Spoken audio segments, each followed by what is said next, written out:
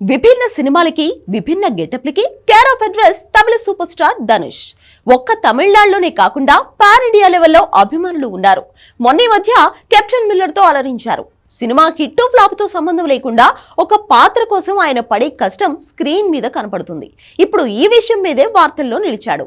ధనుష్ నయా మూవీస్ లో కుబేరా ఒకటి. ఈ మూవీ షూటింగ్ ప్రస్తుతం ముంబైలో జరుగుతుంది. ముంబైలోనే అతిపెద్ద డంప్ యార్డ్ అయిన డిఎన్ఆర్ డంపింగ్ యార్డ్ లో ధనుష్ మీద కొన్ని కీలక సన్నివేశాలని చిత్రీకరిస్తున్నారు. అవి సినిమాకి ఆయువు పట్టు లాంటివి. దీంతో సన్నివేశాలు బాగా రావడం కోసం ధనుష్ ఏకంగా 10 గంటల పాటు డంపింగ్ యార్డ్ లోనే ఉన్నాడు. పైగా ఎటువంటి మాస్క్ లేకుండానే షూట్ లో పాల్గొంటున్నాడు.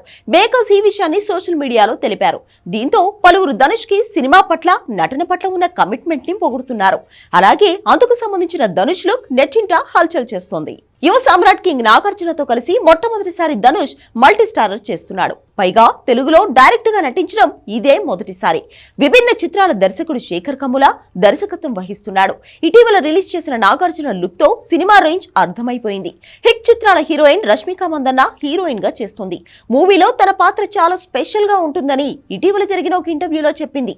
శ్రీ వెంకటేశ్వర సినిమాస్ ఎల్ఎల్పి మరియు అమిగోస్ క్రియేషన్స్ ప్రైవేట్ లిమిటెడ్ లు నిర్మిస్తున్నాయి. దేవిశ్రీ ప్రసాద్ సంగీత దర్శకుడు. పాన్ ఇండియా ప్రేక్షకులు కుబేరా కోసం వెయిట్ చేస్తున్నారు.